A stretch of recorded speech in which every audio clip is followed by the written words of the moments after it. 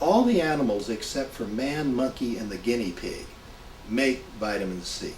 This is literally why a dog can eat dirty things off the ground, why they can bury a bone, let it rot for a few days, and let it then dig it up and eat it.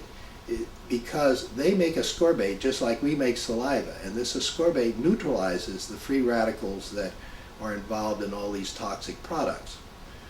Well, we humans don't make ascorbate, and actually the history behind this is probably that about 65 million years ago, plus or minus a few million years, the higher primates up in the trees where dirty things were falling to the ground, and we had developed arms and hands to pick up clean things, and were living in sparse populations, that one of our distant cousins was born that didn't make ascorbate and survived to reproduce, and had this interesting advantage.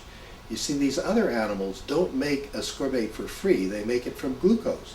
So maybe 20% of the food that your dog or cat is making or eating goes into making ascorbate, whereas humans don't waste glucose on making ascorbate.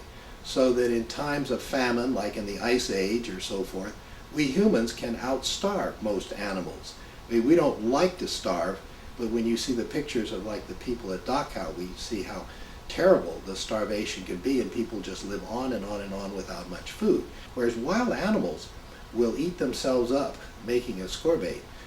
They're better, they don't get colds, like dogs don't get colds or flus or things like that, but we can outstarve them. Anyway, that was the advantage for humans not making ascorbate. And now we're stuck with it. Now that the humans have come out of the trees and live in these large civilizations and can spread diseases around a lot, then it would be nice to have that ascorbate making mechanism back. Now actually, when we start talking about naturalness, I want to point out that we can fly higher and faster than birds in our machines. We can also make more ascorbate with our machines than a dog can. And so we just have to have the knowledge of how to take it. And we can take this ascorbate that is made in our chemical plants and be actually more resistant to diseases than dogs are.